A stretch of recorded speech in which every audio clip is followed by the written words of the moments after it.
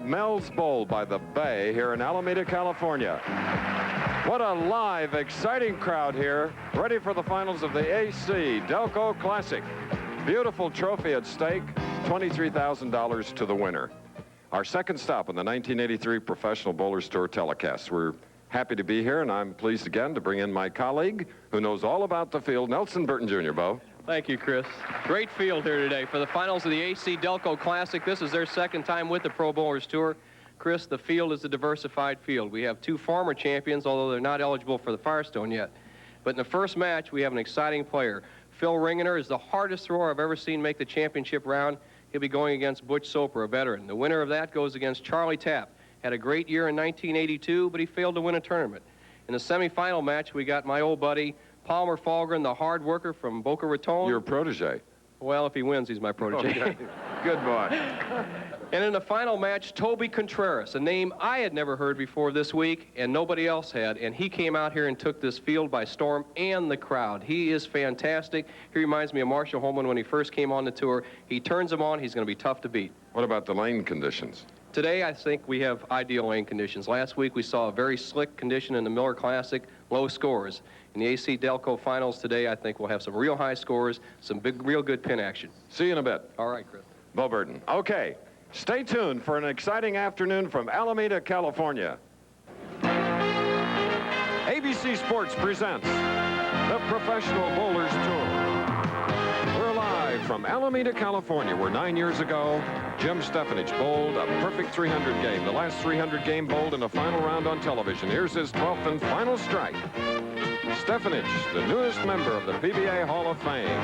Today's field starts with 5th place Butch Soper from Newport Beach, California. Phil Ringener of Big Springs, Texas is in 4th place. From South St. Paul, Minnesota, in 3rd place, Charlie Tapp. Palmer Falgren of Boca Raton, Florida, is in 2nd place. And our leader is a newcomer, 25-year-old Toby Contreras from Kansas City, Missouri.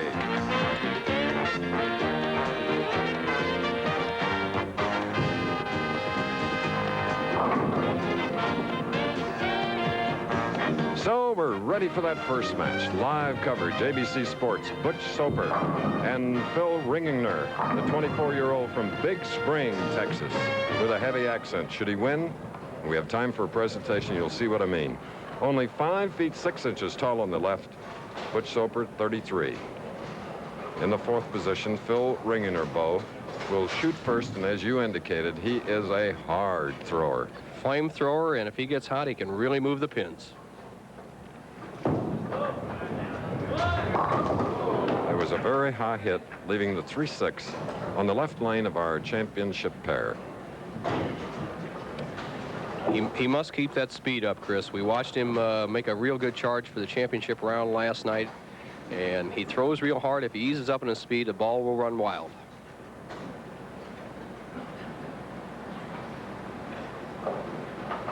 On the center of the approach, using most of it for the 3-6. Okay,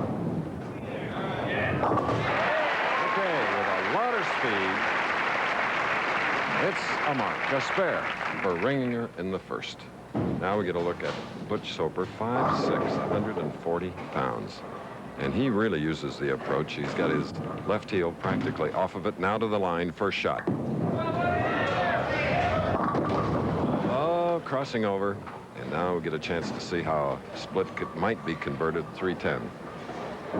Butch Soper first hit the tour in 1972, Chris, and I can remember the telecast that you and the late Billy Whaley did with him as a tournament leader. He eventually lost to Bill Beach. Billy called him the Wild Stallion. That was 11 years ago. Since then, he has settled down to become really one of the steady bowlers on the Pro Bowlers Tour. Lives at a great spot, Newport Beach, California. Oh, lovely. So, a little bowling lesson early here. Butch Soper converting the 310 on the right lane of this pair. Now we'll shoot next on the left side. There you get a look at his personal statistics. Good way to adjust your television set. That is a brilliant red shirt that he is wearing.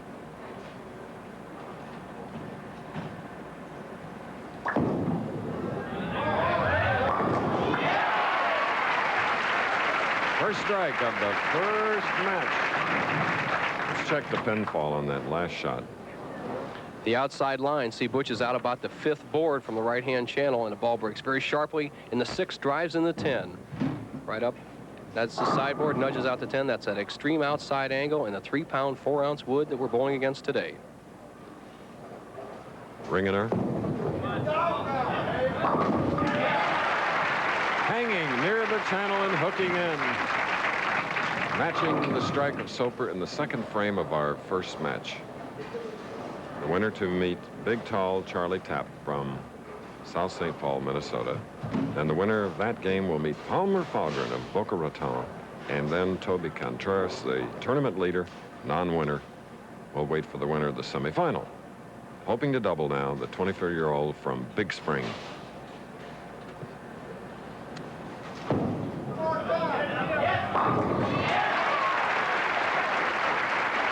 The line is a little different than last week, Nelson. Well, they're playing the outside line, Chris, because they can get the ball to swing in. As you picked up, you see they're out about the 4th or 5th board. That a great angle to the 1-3 pocket helps drive those back pins out. Watch the 6 pin once again go to the sideboard and get the 10 out. From the inside line, we couldn't see that happen last week. And Soper matches the performance of his opponent. He, too, has doubled.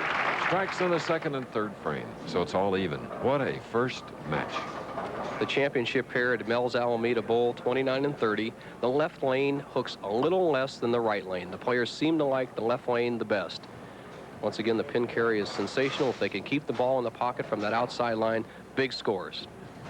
A field of 5, all bowl from the right side. Great left-hander Earl Anthony finished 25th.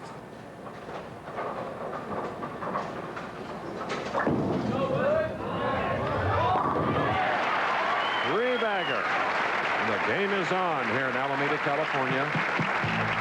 BBA telecast will continue, but first we're going to take a break for this message.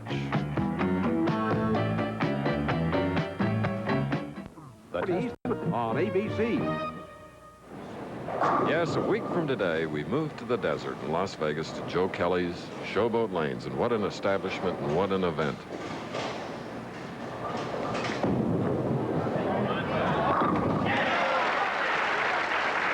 Phil Ringener doing what he had to do to keep even with his opponent Butch Soper. He too has strung 3.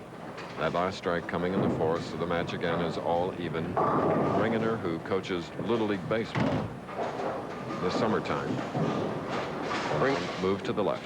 Ringener using a hard shell plastic ball. Butch Soper using a much softer ball, a soft shell polyurethane bowling ball. Both doing well. Both have 100% pocket carry so far today.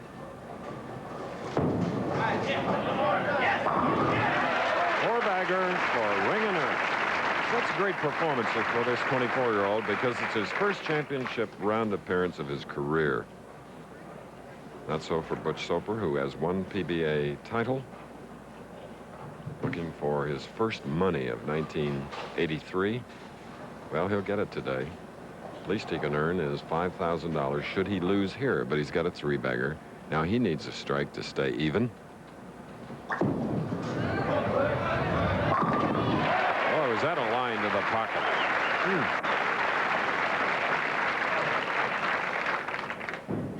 Showing us a little class, Nelson. Well, the Soper has the experience, Chris. He's one of the toughest players I've ever had to compete against. He has such a game face. You can never tell what's going through his mind, and he performs well in the clutch. He doesn't beat himself, so he keeps the pressure on you. Very important in match play. And the alternate. The farmer from Idaho says he's growing beans and wheat this year. Originally from Rowan, Indiana. Good place to be from. That's right. Look at that. 5'6" Butch Soper. Moving to that line beautifully and has strung 5. And again, he has a 10-pin lead. That can be erased if Ringener now can strike in the 6th.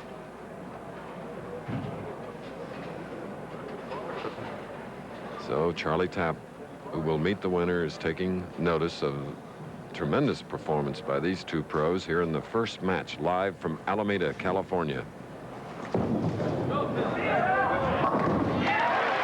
Look looked like it was going to be a thin hit. 5 in a row for each professional. What a difference it makes when they can carry the pins. The players loosen up. They know they're going to carry when they hit light.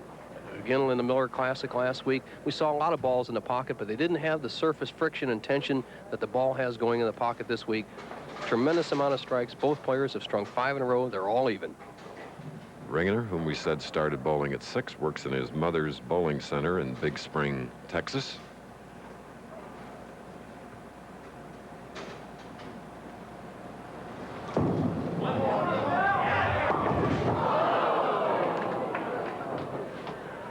Well, 4, 6, 7.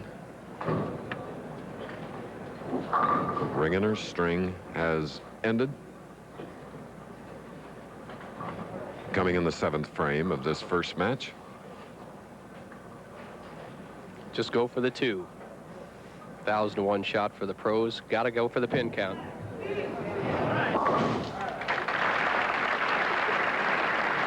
So it's our first open of this first match here at Mel's Bowl, right by the bay, not far from San Francisco. It's a city by the sea. We'll be back after this. First match, it's been tremendous. A 15-pin lead held by this man, Butch Soper of Newport Beach, California. He's on the right lane. And he has strung 6 strikes after converting a split in the first frame. We asked Butch why he left the tour and why he is back. Yeah, I was out 9 years, and I did get burned out. I was making money for a while, and then all of a sudden the money stopped, and it was time to go back to work. And my sponsor, P.J. Carroll, gave me the chance to come out on tour this winter, and so here I am. I'm practiced up and ready to go. I guess.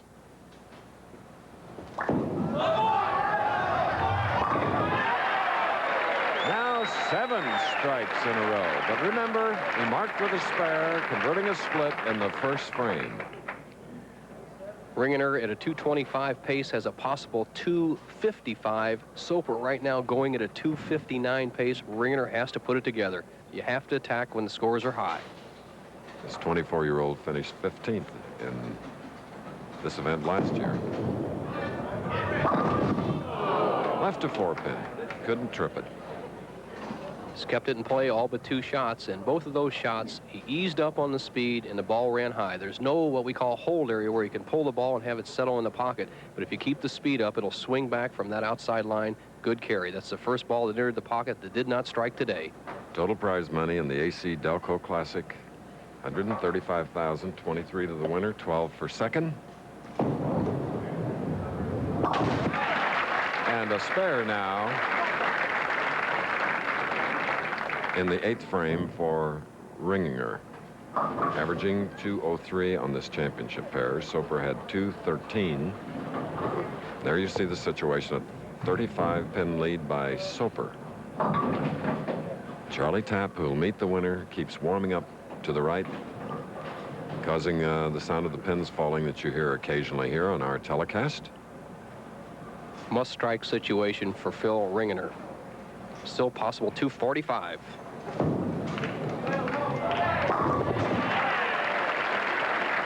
Foundation 9th. And Soper is up with 7.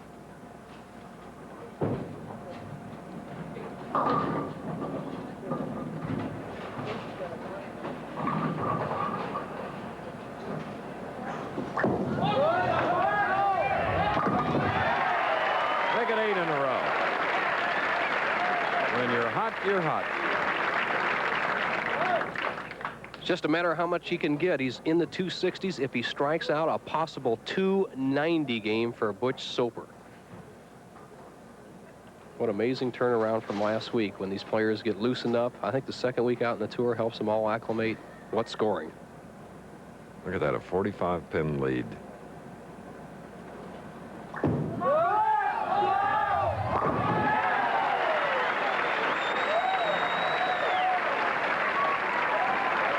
Capacity crowd at Mel's Bowl in Alameda, California, enjoying the work of Soper, who has strung them from the 2nd frame on. So here we do, of course, have a winner. He will meet Charlie Tapp. as we pause to hear from some of the sponsors of the Professional Bowlers Tour.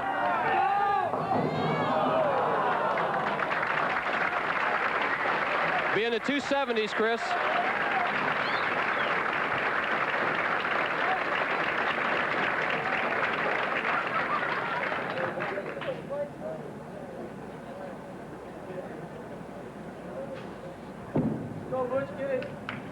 The Professional Bowlers Tour. This ABC Sports exclusive is brought to you by AC-Delco, General Motors Corporation. Quality replacement parts for just about anything that moves. AC-Delco is the way to go. By light beer from Miller, everything you've always wanted in a beer and less. And by the STP Corporation. Around the track, around the world, depend on STP proven performance. And now back to Chris Schenkel. The AC-Delco Classic, second year for this event, $135,000 total, 23 to the winner, 12 seconds, 7,500, 6,000 for fourth. And Phil Ringener of Big Spring, Texas, in losing the first match to Butch Soper, pick up a check for $5,000. So, coming up next, Butch Soper will take on Charlie Tapp. The Professional Bowlers Tour will continue after this message from one of our sponsors and station identification. Fantastic. Everyone enjoys bowling. It's the largest participant sport in America. You'll enjoy bowling even more at a neighborhood bowling center. Bowling is still one of your best leisure time buys. It offers good exercise, competition, a meeting place for old and new friends, and fun for everybody for a lifetime. And many neighborhood bowling centers offer delicious food, refreshments, games, and entertainment in addition to league and open bowling. A total entertainment center is your neighborhood bowling center. Stop in anytime and bring a friend.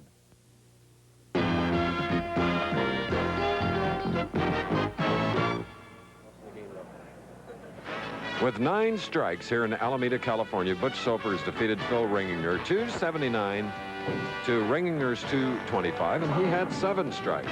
So as a result of the victory, Soper goes against 6'5" Charlie Tapp, who on this championship pair averaged 198. It's our second match here at Alameda. And Bo, it's nice to see the return of ABC's Wide World of Sports today. And nice to have Jim McKay on the East Coast in the studio, the host of Wide World, being with us today. I agree, and I kind of miss that skiing myself. This time of year, the skiing should be great. Bo was talking about Hahnenkamm, Kitzbühel, Austria. World Cup competition. You'll see it today. Downhill, treacherous downhill, along with the Harlem Globetrotters. First shot. Soper, who had 9 strikes in his first game victory, has opened with 1. So immediately the pressure is put on Tapp, who's had to stay off to the right and practice a little and watch. This 31-year-old pro from South St. Paul, Minnesota, looking for that first title, and he has had some close ones over the years.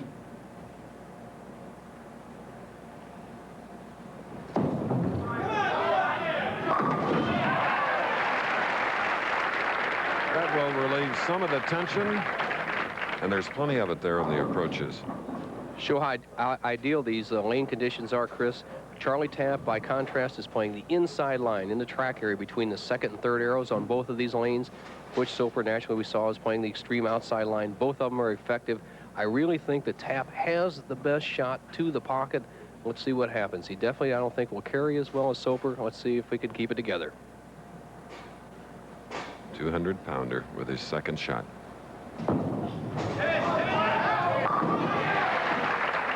And momentarily has the lead over Butch Soper. Charlie Tapp.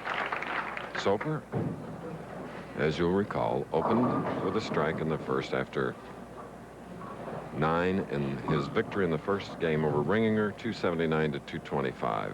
Second frame, second match.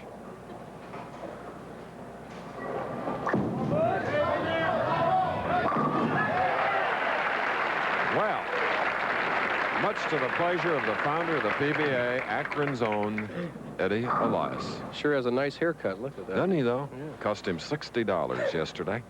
I used to think, I used to use the adjectives ingenious and brilliant, but $60 haircuts, I don't know. With no expense account to put it on. Butch Soper, perfect through 2, has struck every time he's hit the 1-3 pocket today.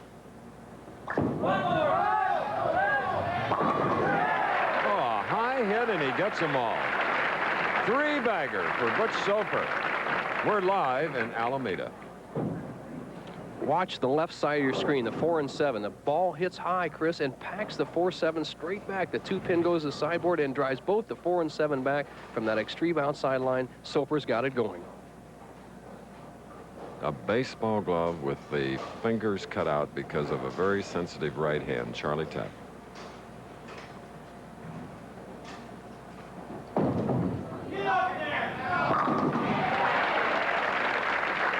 Sensitive to the competition is Charlie Tapp, and we have an even match through 3 frames. They are perfect. Some of the players patch up their fingers or thumbs early in the season where they wear blisters from a extreme number of games in January. Charlie Tapp opted for the baseball glove. He cut the fingers out. It's protecting the blisters on his hand. Re-rack coming up. The reason the players are re-racking the left-hand lane, I noticed it earlier in the tournament, the 3-pin, or the pin just right of the head pin, sometimes is in tight, what we call, and sometimes causes a solid 10 hit. Charlie noticed it and got a re-rack. Charlie appeared in 5 television finals last year. Crossing over and leaving the 5. A reaction from the South St. Paul, Minnesota bowler. Just a comical guy. He completely lost this on the bottom of the swing and has crossed over, almost got a great break. It's a simple spare, but Charlie Tapp, one of the great personalities out here on the tour, is critical of himself and can still laugh at the mistake. Easy spare. That pin looks so lonely down there, doesn't it? All right, Charlie Tapp. Affable Charlie Tapp. He trails by 1. We have a great second match. More of it following this message. Today you need an oil this good. In our companion show all these years, ABC's Wide World of Sports follows the Professional Bowlers Tour telecast. Harlem Globetrotters and the Men's World Cup downhill skiing from Kitzbühel, Austria. Butch Soper, 3 in a row, shooting in the 4th frame. 5-bagger.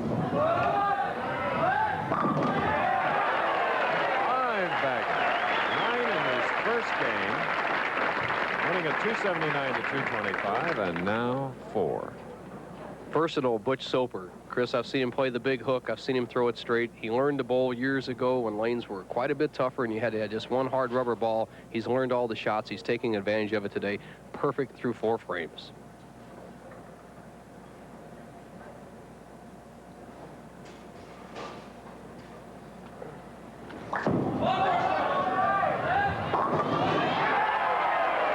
Crossover.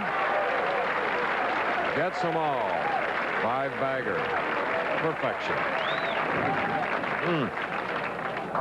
Charlie Tapp. We indicated 5 TV finals last year. Bad luck.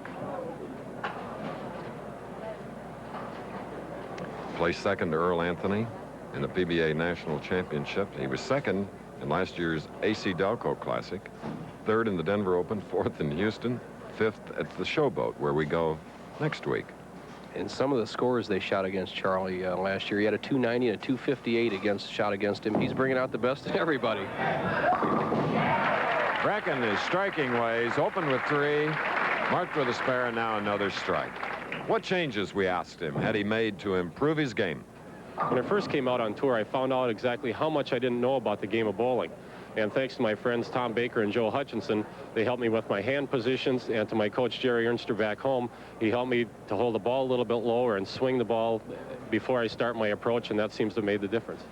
Swinging the ball before he starts his approach sets up his timing step, and he moved his hand farther behind the ball to get more spin and better carry. So Chuck learned his lesson from his 2 roommates, Joe Hutchinson and Tommy Baker.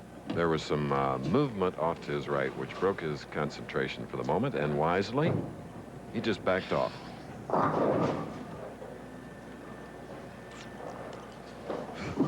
Charlie Tapp has a wireless microphone on, and perhaps from time to time we might get a verbal reaction.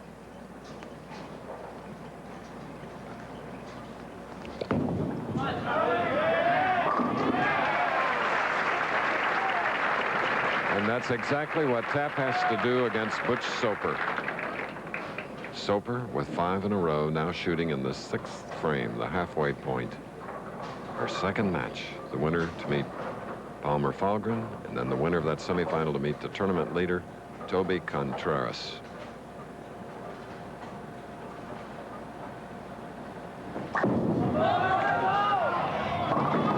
High hit. 6-10.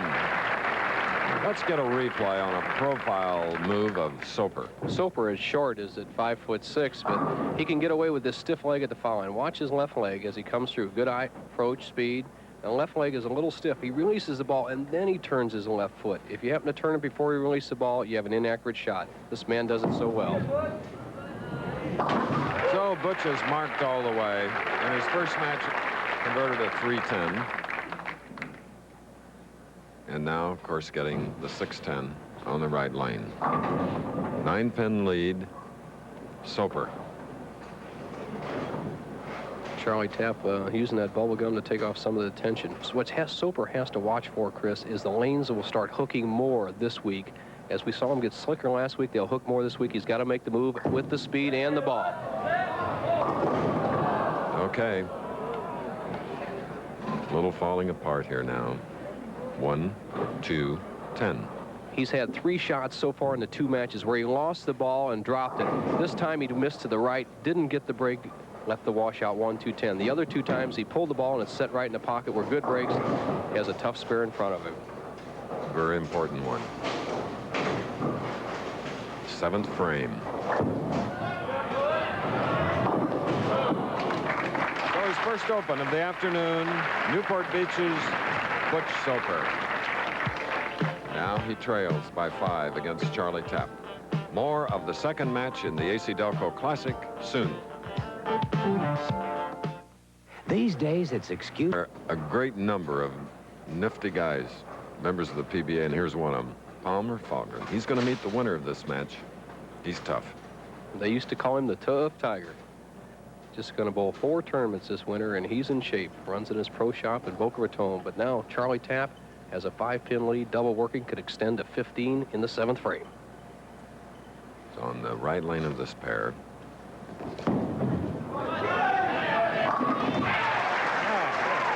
And the man in blue and gray.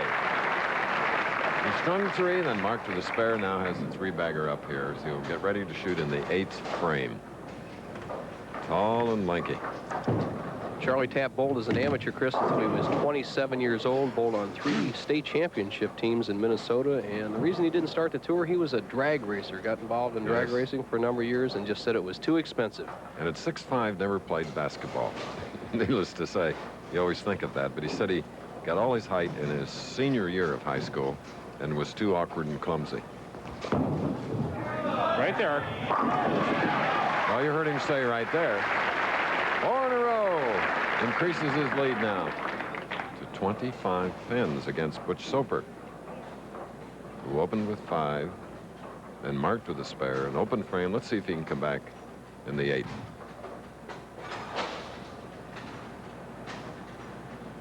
Coming up soon, Rolade's tip of the week.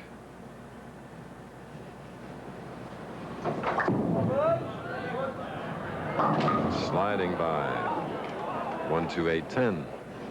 He's starting to lose the ball, and what happens to many bowlers as they bowl along, especially the league bowlers, the thumb is swollen up, and then as you bowl, the thumb goes down, you start dropping the ball. You see this ball just sliding by. Once again, he's got the washout. What Butch should have done about 3 frames ago was put a piece of tape in the thumb hole. Some players just like to squeeze the ball a little more. Some like to put tape in it.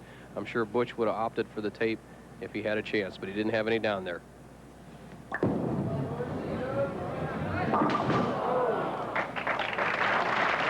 Went for it.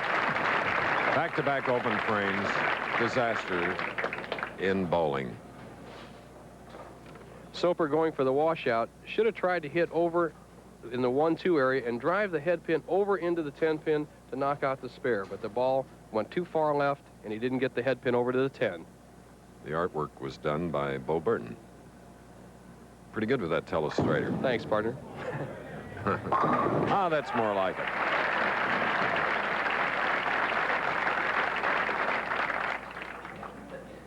but a consistent Charlie Tapp has a 37-pin lead. 4 in a row here late in the game, now shooting in the 9th frame. Charlie strikes here, Chris. He will shut out Butch Soper. Tapp with a possible 279, but he has to stay clean to win the match.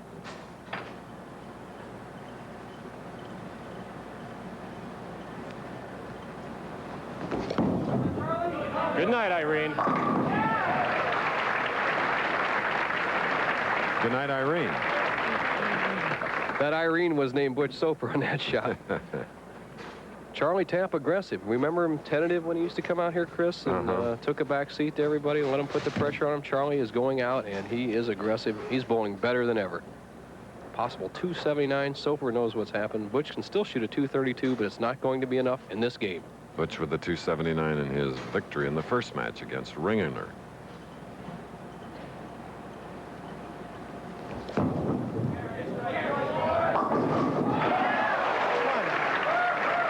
Yes, with that strike, we do have a winner. And nonchalantly, but very tense, Charlie Tapp has won the second match. His opponent coming up will be Falgren of Boca Raton, Florida. We'll return to Mel's Bowl in Alameda, California after this.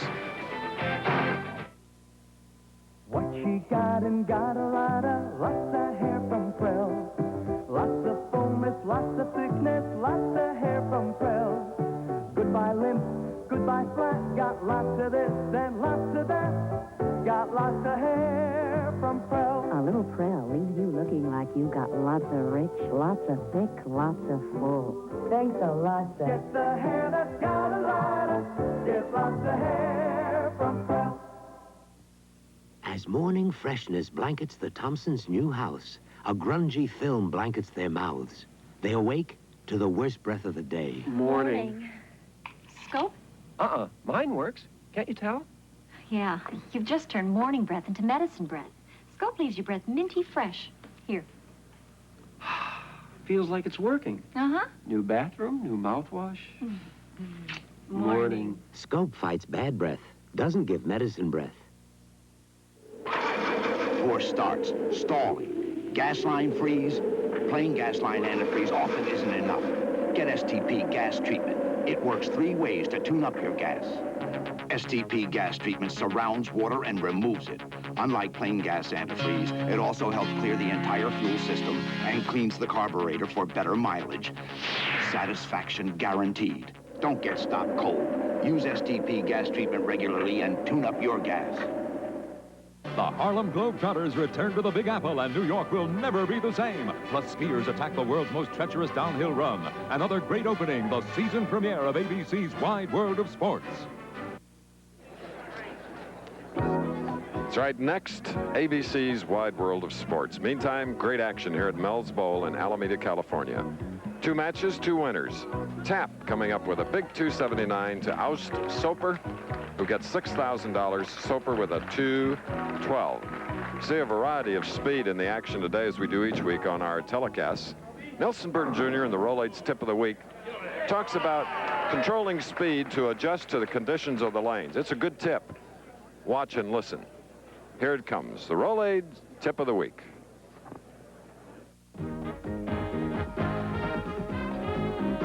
The Professional Bowler's Tip of the Week is brought to you by Rolade. Today's tip is designed for the bowler who may bowl in more than one bowling center, whether it be for league or for recreational play.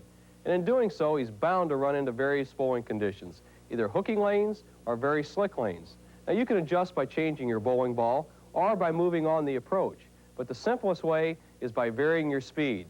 So with a split-screen comparison, I'll show you how changing your speed can help you maximize your bowling game. From practicing, I know that the lane on the left has very little oil and will hook more. The lane on the right is slick or oily and is not hooking. These differences mean I need to throw the ball at different speeds. See how the ball on the right has gotten to the pins quicker. It has more speed. To generate more speed, use 2 simple techniques. Move your starting position farther back than usual. This will give you more momentum in your approach to the foul line. Secondly, raise the ball in the starting position. This simple adjustment will automatically increase the arc of your swing, again generating more speed. To adjust for slick lanes, you have to do just the opposite. Hold the ball lower in your starting position and move much closer to the foul line. Remember, if you use the ball speed adjustments, you'll be able to hit all lane conditions. Roger Staubach for Rolades. How do you spell relief? Another tough competitor named Palmer Falgren of Boca Raton, Florida. Semifinal match, the winner to meet the tournament leader, Toby Contreras. Tapp will shoot first. Both Falgren and Tapp using hard plastic or polyester bowling balls, keeping it in play. They don't want the big hook because the lanes are dry. Keep the speed up. On the left lane.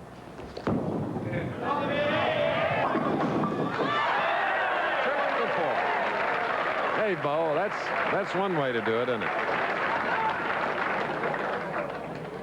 Now Falgren quickly to the line. Oh, yes.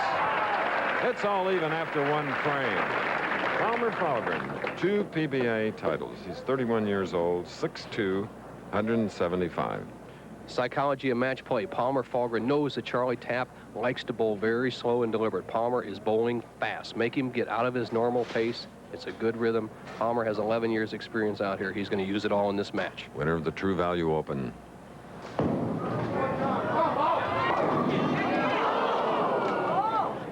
Well, he left the 7-pin. Hope it doesn't get to him. A lot of consternation on his face now. Headpin goes to the sideboard and drives out the 4, 5, and 8, but it doesn't get the 7. Palmer could have caught the wall shot, start off with a quick double, but he's made 2 good shots to start the match. Solid on the right-hand lane, a little light on the left, easy spare. All right. Strike and a spare for Falgren, and Tapp strike in the first frame, now shooting in the second. If you just joined us, Soper at 279 to Ringener's 225 in the first match. Tapp comes back with 11 strikes, 279 to Soper's 212. Thus, in the semifinal game.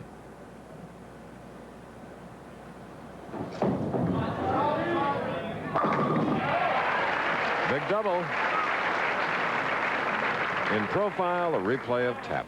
The big man, he must get down. Watch that left knee bend at the foul line. Watch the good pendulum swing. He has a good piston action from shoulder high. Now watch that left leg as he slides through. You must get down low and extend through if you're a tall player. Short player like Butch Soper can be stiff-legged and still not have the ball bounce at the lane. And notice how close Tapp came to the foul line. He's within a quarter inch of fouling, Chris. 2 bowling professionals that really enjoy the game of golf.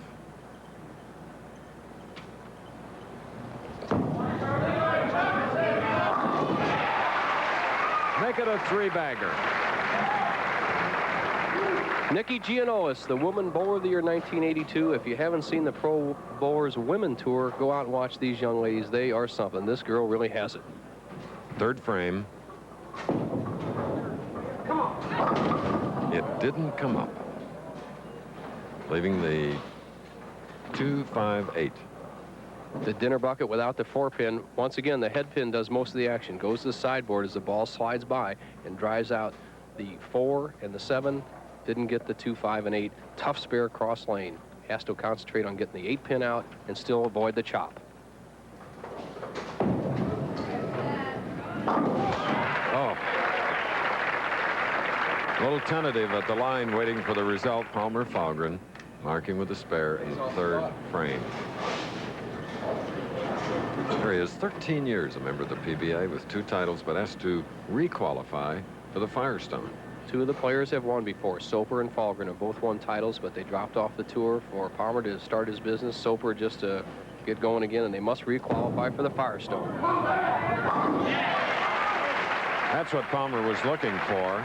And now that he has found it, his 2nd strike in 4 frames, the Tapp is in the lead by 23 pins of our semifinal match. We'll be back. You're looking at the 2 best reasons. I always wanted in a beer, and less. Alameda, not far from San Francisco. Windy, rainy day as we look at Charlie Tapp, who won the 2nd match with a 279 to Soper's 212. Now in a 23-pin lead with a 3-bagger up, shooting in the 4th frame. of this semifinal game. Professional Bowlers Tour. It gets snake bit. Somebody moved one of their chairs, and you know how that rubber can squeak against that linoleum. He said ducks flying around. Did sound like a duck, Charlie. All right, now watch. Charlie's setting up. Watch his right leg. He kind of, as he adjusts his weight and shifts it as he gets ready to start, it quivers, and then nice smooth stroke. Sit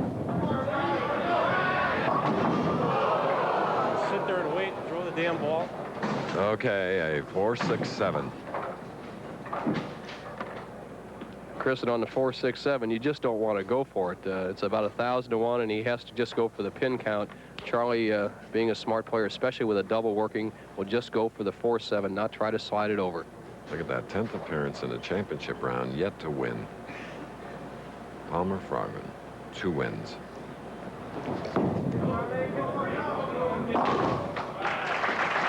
So, you know, 3 in a row and then an open frame, and his lead has been cut to 8. And then bowling, make an error, you can't recover, can't get it back. Well, he really had Falgren in trouble. If he could have struck there, he could have extended his lead out to over 20 pins. But right now, it's an almost even match. Falgren does have a strike working. Tapp up in the 5th.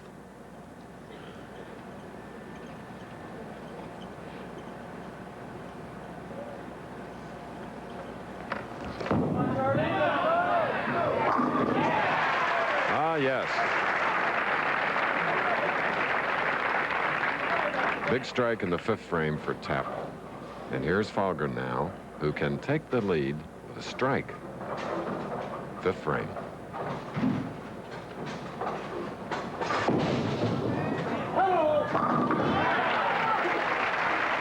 Nicely done. Pressure shot.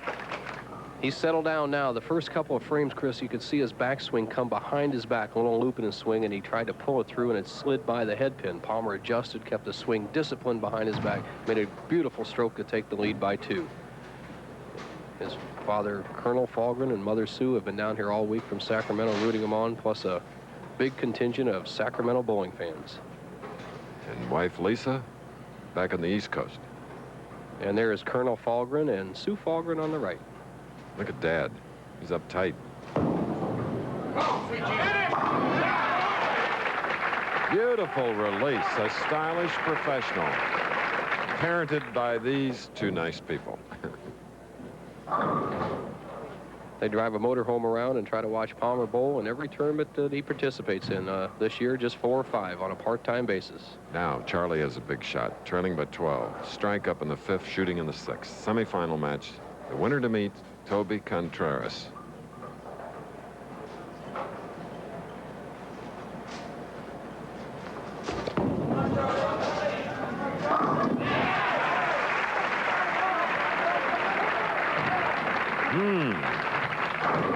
Cuts it to 2 now. What a match. The way Tapp's bowling so far this year, I watched him in Miller last week and in the AC-Delco Classic this week, Chris. He's so disciplined. He tried to tell me he didn't practice much in December, but you don't get that rhythm and that good piston swing and that smooth stroke under pressure without doing a lot of practice. If he can keep that all year long, he's going to be tough. Well, next week, Showboat Invitational. How many pros will be there? Chris, a record field, 420 players going for the top prize at the Showboat. So that's over 400 of the best pros out of a field of 70 million bowlers in America. Oh, what a comeback by Charlie Tapp. 3 in a row now. Takes an 8-pin lead. This is the semifinal in the AC-Delco Classic in Alameda, California. A break and then more bowling action. Toby Contreras, not a household name, but what a smile. He's the tournament leader who's going to meet the winner of this semifinal match. We're in Alameda. Next week, Las Vegas, Showboat Invitational. Then the Quaker State Open in Grand Prairie. On to Miami, Bo. And we'll see John Smith and the group down in Miami, and then the Rolades Open in St. Louis, Missouri, Chris. And speaking of people I'd like to say hello to, my good friend Tina Schenkel, your daughter, hope she's recovering from that orthodontic surgery. One of my favorite girls. Oh, she's doing well, no problems. But Dick Weber in St. Louis, Missouri, tremendously difficult surgery. Fortunately, he's going to be okay. Dick Weber, get out of bed and join us soon. He'll be ready for the Rolades.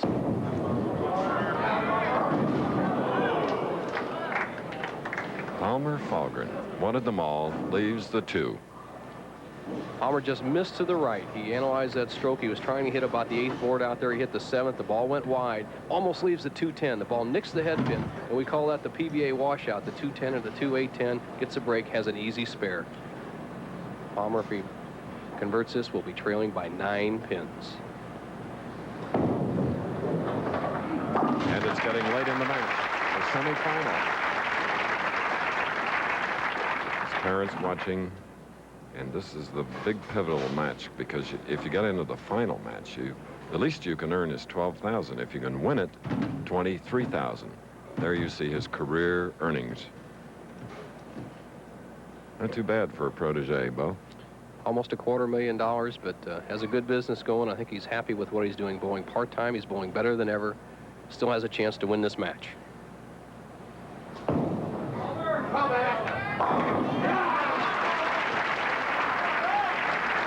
One thing about Palmer, he doesn't waste time, does he? No, he doesn't. He gets up there quick. He used to sit up there and fiddle around, but he's learned, Chris, that if you don't know what you're doing before you get on the approach, you're not going to figure it out in a few extra seconds. Made a great shot right there. Well, you and Mike Durbin, our statistician, do the same thing. Oh, Mike's one of the quickest.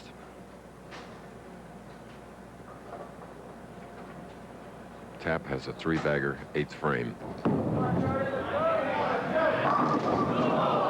Didn't get the 10-pin. The first solid tap, to use a phrase Charlie doesn't like, that we've had all day long. The solid 10. The 6 goes flying around the 10-pin. That's the first time the players have hit the pocket solid, where it's an apparent strike ball and did not come away with a strike. That would have really put Falgren in trouble. Now we have a match.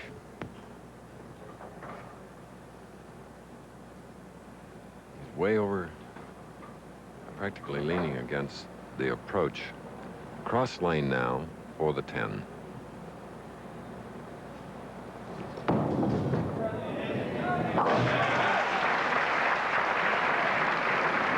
Spare in the 8th, an 8-pin lead held by Charlie Tapp, Minnesotan. Scoreboard tells the story. Tapp going at a 224 pace, Palmer Falgren at a 216 pace. It's who can perform in the clutch. 2 frames left.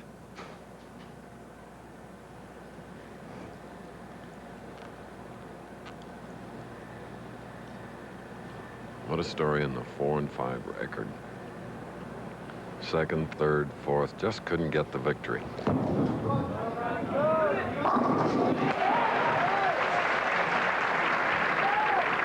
Very lazy foundation strike for Charlie Tapp. Now, Falgren, strike up, 9th frame.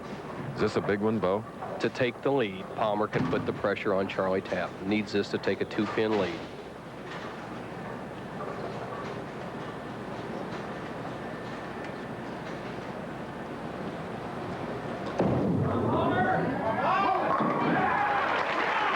Could sort of be a $4,500 shot, because you lose here, you pick up $7,500, but if you go in the finals, you have a chance for 23 or 12.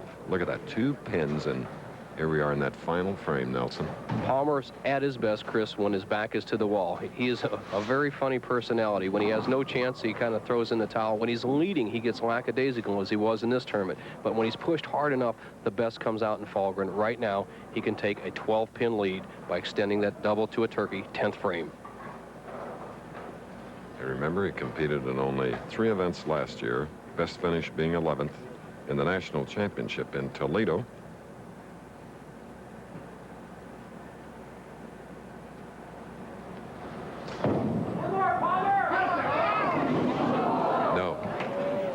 Chris, this sets up a possibility of a tie with a conversion right here and a strike. Palmer would have a 224 game. Spare strike in the 10th would be 224 for Chuck Tapp. Anything can happen.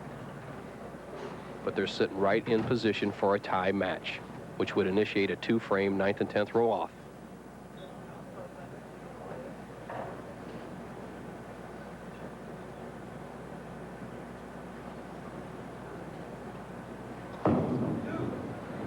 Well, he has his spare. Colonel Falgren. Palmer needs a strike to make Tapp strike. If Palmer strikes 224, a spare strike would make 224 for Charlie Tapp. There's no way Palmer can shut out Tapp. This is an important ball.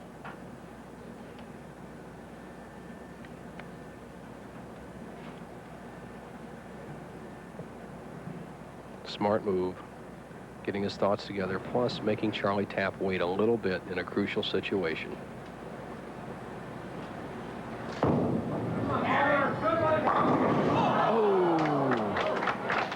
All right. 10 pin. A 223 for Palmer Falgren. Let's get a reaction from Palmer. He knew he threw it well. Can only be happy with that shot. He threw it well, and that's the most important thing. If he had got a strike there, we would have forced Tapp to double to win. Right now, Tapp needs spare strike to win or a strike on this ball. If he opens, Falgren wins. All sorts of possibilities. Let's see what happens after the first shot. So now after a reset on the right lane of this championship pair, Charlie Tapp.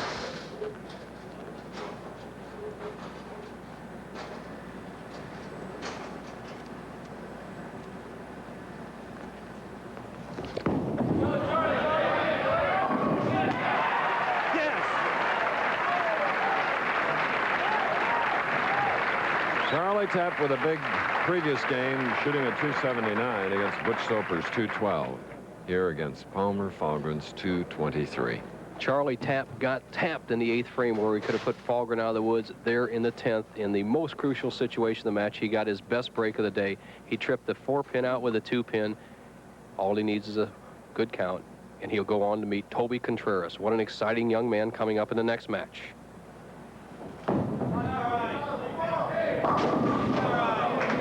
Getting 8 pins on the right lane. Congratulations from Palmer Falgren, who gets $7,500. So coming up next, Charlie Tapp will go against Toby Contreras. The Professional Bowlers Tour will continue after this message from one of our sponsors and station identification. Everyone enjoys bowling. The Metro Bowling Proprietors Association, with your assistance, is happy to help bring you the Pro Bowlers Tour every Saturday afternoon. There are many reasons bowling is America's largest participant sport. It's downright fun for everybody. Good exercise, a bit of competition. You meet new and interesting people as well as old friends.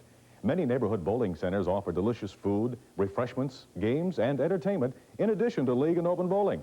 A total entertainment center is your neighborhood bowling center. Stop in anytime and bring a friend.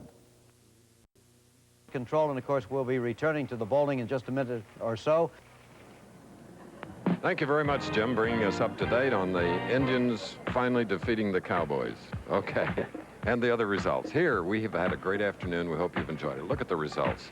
Tapp averaging 255 in 2 games, a 9-pin victory over Palmer Falgren, 232 to 223, and now meets non-winner, non-everything, Toby Contreras, Bo. Chris, and all the figures for the week, the 6 through 24, the farmer from Idaho, Miller right up there, Marshall Holman, the cranker, Wayne Webb up there, experienced Sam Flanagan and Bobby Knippel up there, Mike Durbin, the Firestone champion, steady. Art Trask coming back from a back injury. Pete Couture, steady. Shortcut Sam Zurich up there. Henry Gonzalez right there, Quaker State champion. Jim Miller warming up for the Showboat next week. Gary Dickinson, Jimmy Pritz always up there. Joe Hutchinson, Ernie Schlegel, the Wizard of Ozio up in 21st place. Peter McCordick looking great this week.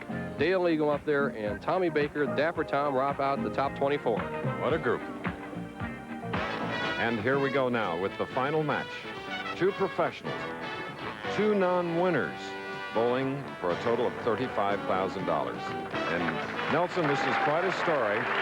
The cheer is for popular 25-year-old Toby Contreras of Kansas City, Missouri, who has really won over the fans. It's only his 4th PBA tournament. He has never cashed. The least he can win is $12,000. Look at that look, so sincere.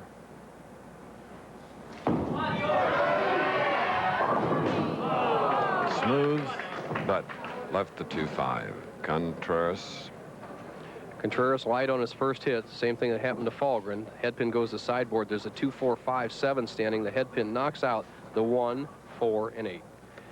Chris, and this young man just enthused the crowd. He is so nice to watch bowling, and whoever wins this match, whether it be Charlie Tapp or Toby Contreras, Kyle Shedd will be eliminated from the Firestone Tournament of Champions.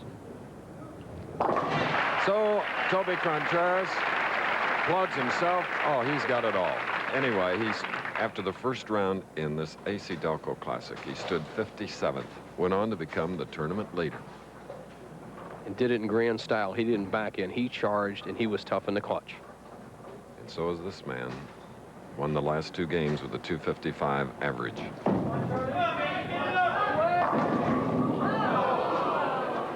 The 10 didn't go, and Charlie can't believe it. 3-pound, 4-ounce pins, and on a normal hit, you would carry that on a light hit, but the 6-pin being a very light pin, Charlie actually drove it around the 10. As you see, it still wiggles. Now, I think that pin's been drinking.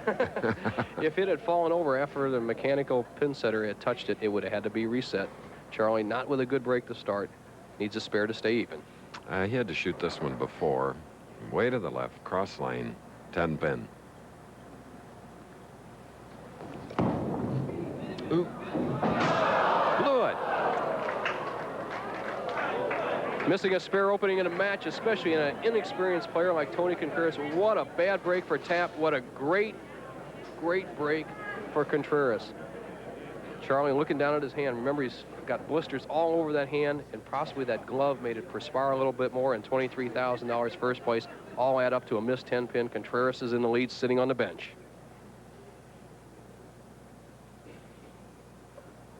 Now in the second frame, final match.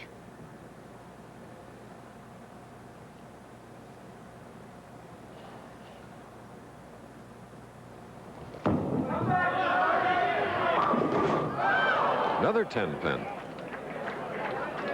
Remember Butch Soper in the first match. He went along real well, and then all of a sudden he started losing the ball. Same things happened to Charlie Tapp. The pressure, the perspiration, the heat factor out on the lanes is not letting him get the lift on the ball. Gets the weak 10, the 6 lays down the channel. No break. Needs to make this one to keep his confidence going. Man in 2 victories, 19 strikes. Charlie Tapp.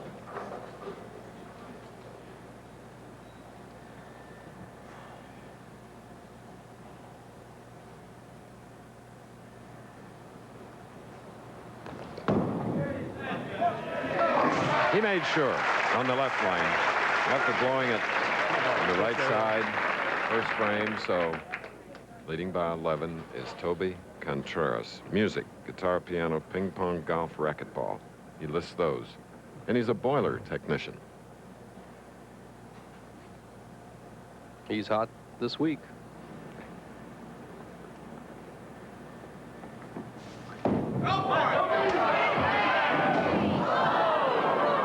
Well, 4-7-10 for this young fellow. 2 things, inexperience and the right-hand lane. We said at the top of the championship round, the right-hand lane breaks quite a bit more than the left-hand lane. He's been sitting there for an hour, and that's what happened. To cut right straight through. Odds for a pro, 12-1. You want to slide the 4-pin over into the 10. Tough shot. Really went for it. So each professional in this final match with open frames. Charlie and Irma Contreras coming in from Kansas City. Mom and Dad, there they are. Have to be proud of that son. Central Missouri State University. Toby attended it for 2 years. Where's it located, Bo? Do you recall? Central Missouri, Chris. Nice school.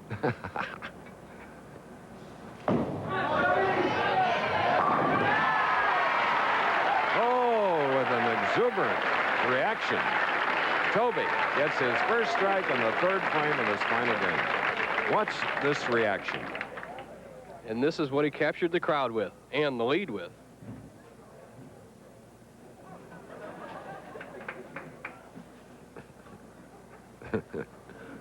Now Tapp. Tapp had an open in the 1st, spare in the 2nd, now shooting in the 3rd. Put tape in his thumb hole in between shots, Chris. Let's see what happens now. It helped.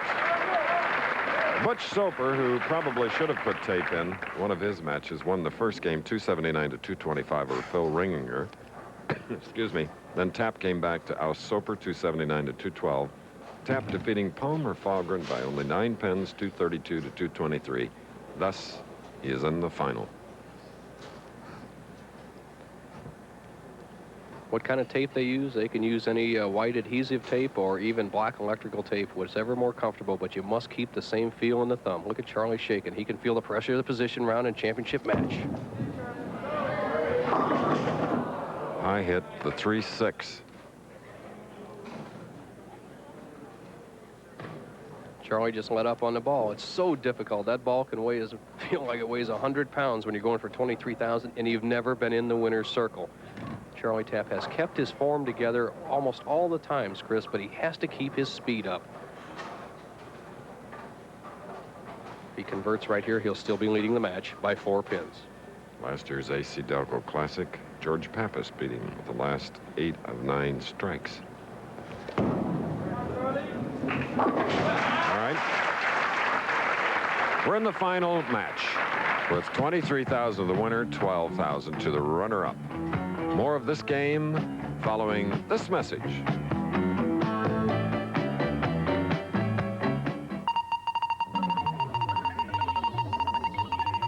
Wherever the racing action. Mel's South Shore Bowl on the bay outside of San Francisco and Alameda. Come down to the final game, and a non-winner who's captured the crowd here throughout the whole week, Toby Contreras, 25 years old, from Kansas City, Missouri, trailing by 4 against Charlie Tapp, who comes into this final game with 2 victories this afternoon. Contreras, strike up, can take the lead. Stay down. 2-7-8. Made the adjustment. Remember, he went high on that lane in the second frame and got a split, so he moved a little farther to the left with his feet and gave it room. Expected it to come back. Not so. 2-7-8. Not a real tough split, but you want to hit the 2-pin on the right-hand side, drive it into the 7, let the ball carry out the 8.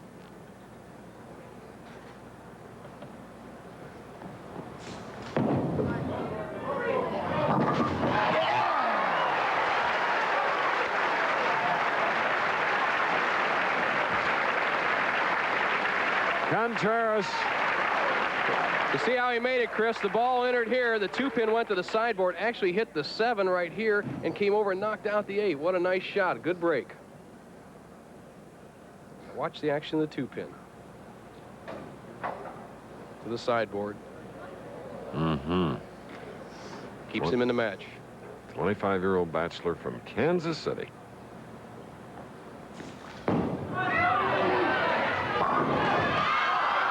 Look at that 10-pin.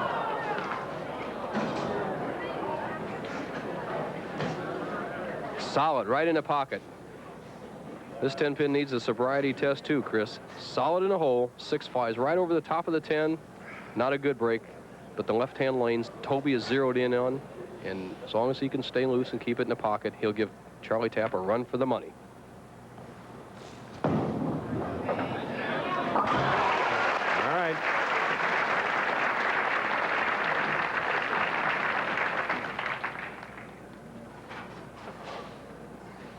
Now Charlie Tapp. +5, he's +9 in the height department, 6'5".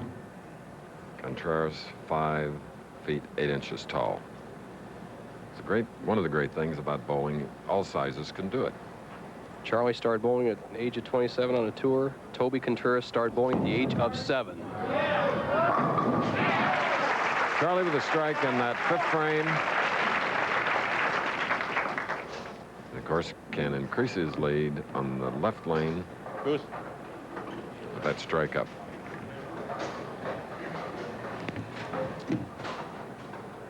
Charlie asking for a re-rack. Once again, the left-hand lane, we thought we'd see a few of them on there. The 3-pin just slightly off spot. Not much you can do about it. Sometimes it comes up on spot, sometimes not. But you're only allowed 1 re-rack a game. Just how I figured the man who could play the inside line, Chris, would have the best chance to win because they have a more what I call choke or squeeze area. If Charlie drops the ball or pulls a little under pressure, he won't go as high as the players playing the outside line. He has the lead by 5. And now by 15 as a result of his double. Yet Contreras can still smile. Well, he has a spare up. He'll be shooting in the 6th frame. How can a guy smile at you right after you just stuffed him with a big 15-pin lead? You almost feel like giving him the money. Charlie Tapp, solid in the hole, almost leaves a solid 7. Toby Contreras has to get it together, especially on the right-hand lane.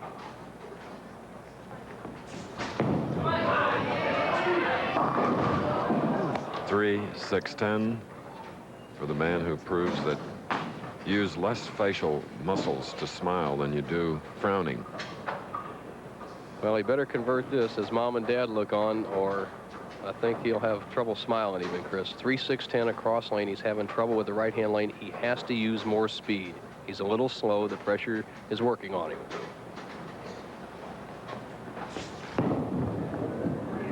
All right. Toby Contreras. We asked him earlier before competition began why he delayed his tour debut. A couple of years back, I had a injury at a bottling plant in Kansas City, and 7 months later, I had to have back surgery. And I kept my dream alive to be a professional bowler, and my dream was saved by my fantastic surgeon, Dr. Fowler, who saved my career and my dream as a PBA member. No feeling in his leg for a month. Surgery for the pinched nerve. 7 months later, he was cured. Yes! And a strike today will cure him.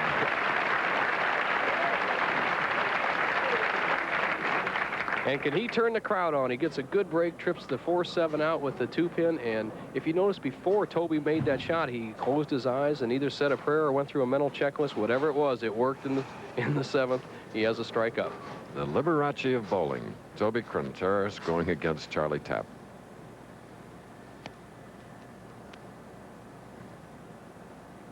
Tapp with a double up, shooting in the 7th. Hit him.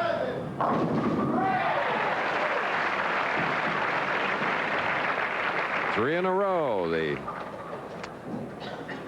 Charlie Tapp gets a real good break, as you can see from our action line trade. He's playing the inside line between the 2nd and 3rd arrow, Chris, and the ball just barely nicks the head pin. He gets what we call the wall shot, and this is the first time I've seen Charlie get a great break in a critical situation. He takes a 28-pin lead. Another 1/8 of an inch, that would have been a bucket and a tough spare, and we could have had an even match. See the tension. 3-bagger. Shooting now in the 8th, leading by 28. Could be more.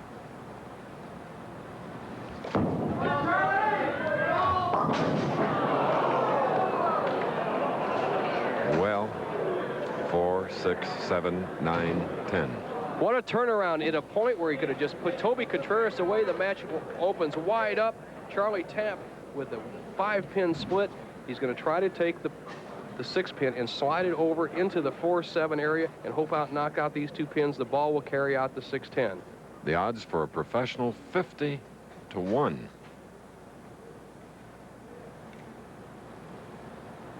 All but one. Great try. A lot of speed. Charlie Tapp went for it. Chris, and the great importance of that was pin count. Charlie Tapp had a double working. If he had gotten just an 8 count instead of a 9, he would have been behind, only ahead by 9 pins. Instead, he's ahead by 11. That forces Contreras to get 2 strikes to take the lead instead of 1. Imagine that as we see the replay. 6-pin hitting against the 9 goes over into the 7. If you're going to make it, it'll bounce either against the sideboard and come back, take out the 4. Strike up.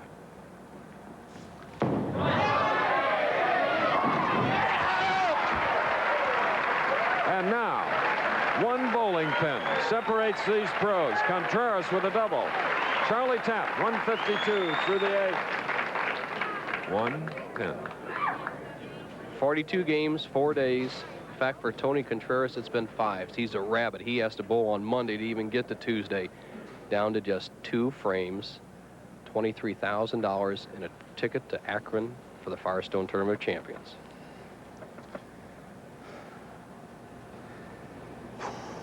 One ball. Just 1 ball.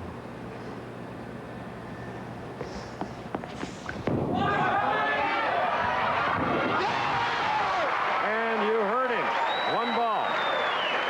Wireless microphone. You can see it there up near his chin. Oh, acknowledging the crowd. Show business. The ball speaks for itself. A tremendous shot, the best. But after that ball knocks all the pins down, watch Toby Contreras. Harry Smith, here we come. Remember the great Tiger. Tapp is trailing for the first time in the match by 9. Winner of 2 games with a .255 average, getting into the finals. Tapp. Brooklyn. Foundation strike for Charlie Tapp. Charlie Tapp got a good break in the 7th, couldn't capitalize on it in the 8th, got a tremendous break in the 9th, needs a strike to retake the lead from Toby Contreras. Five pins. $23,000 ball for Charlie, more than that for both players. That's first place, neither one of them eligible for the Firestone.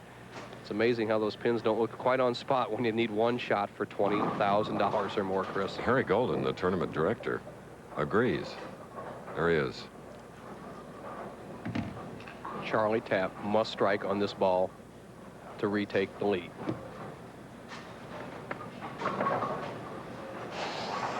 Hope you're enjoying the competition. We're in Alameda, California live next week. Las Vegas and the Showboat Invitational. Then Grand Prairie, Texas.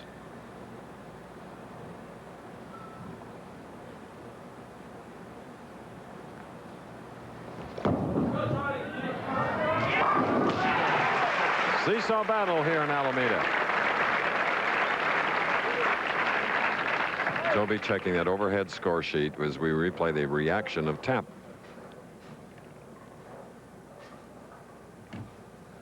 Charlie Tapp takes the lead with that shot. He leads by 1. The situation is set up. Chris, Tapp can possibly shoot .212. He cannot shut out Toby Contreras. No matter what Tapp does, Contreras will have a chance to control his own destiny in the 10th frame. If Tapp doesn't strike here, we have a possibility of a tie. Okay.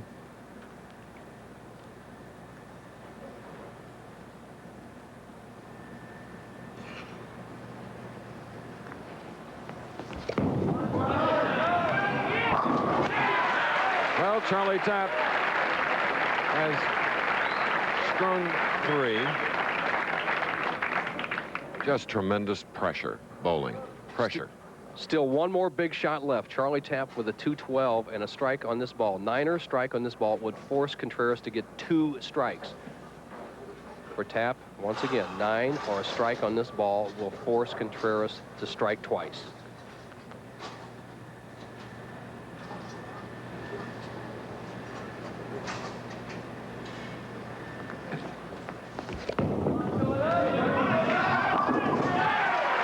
Talk about pressure shooting and $35,000 at stake. 23 if you win, 12 if you don't. Charlie Tapp, a .212, finishing with 4 in a row. Now with 3 in a row up, Toby Contreras, who has never cashed. Needs 2 strikes to win. He must strike on both balls. Now he bowls out of the tough Midwest region, Kansas City area, so he's had a lot of pressure over the years from the great stars, but no more than he ever sees right here. Just one ball. Oh, isn't that something?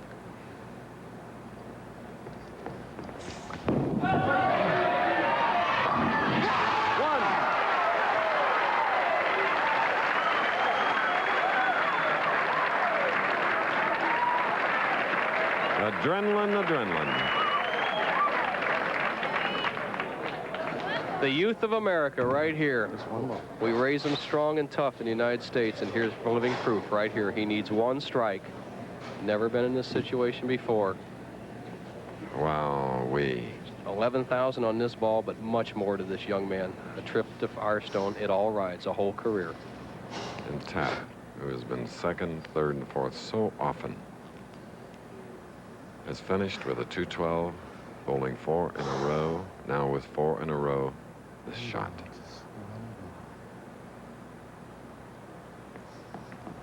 Unbelievable,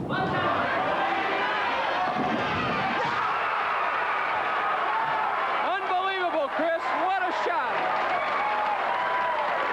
We have just seen 8 strikes, 4 by each bowler. make it 9 strikes. 5 by Contreras. Sponsored on the beginning by his dad and brother. And after today, he could pay his own way. If he, well, he can anyway, should he be the runner-up. Needs 1 pin. It's not over. Right. I've seen stranger things happen. He needs 2 pins to win. He needs 2 pins. I'll tell you, Chris, this is as fine a performance as I've seen by anybody. Anybody. What a young man. This is inspiring. Finally did a look, and 6-bagger, the making of a champion. You saw it right here on ABC Live, and on Wide World, which follows, you have seen many champions in the process of becoming just that. Toby Contreras, a victor from Kansas City. Oh, we'll be back.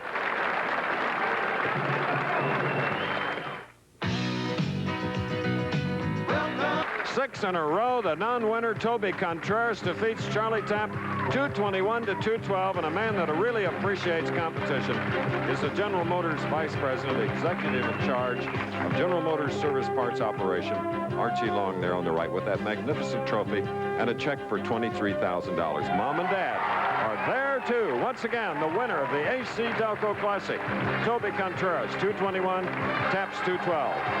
Next week, join us at 3:30 Eastern Pacific, 2:30 Central for stop number 3 on the Professional Bowlers Tour, the $150,000 Showboat Invitational live from Las Vegas. Travel arrangements made through and a promotional fee paid by United Airlines. United flies more people to Hawaii than any other airline. That's what friendly skies are all about. Stay tuned for the season's premiere of ABC's Wide World of Sports next. This has been an ABC Sports presentation. Sunday. May I have my husband back? It's the most seductive place in the world. Slept with any actors lately? Is it worth the price you pay? Our marriage won't survive it. James Coburn, Valerie Perrine, George Hamilton, Kim Novak, Malibu. Tomorrow.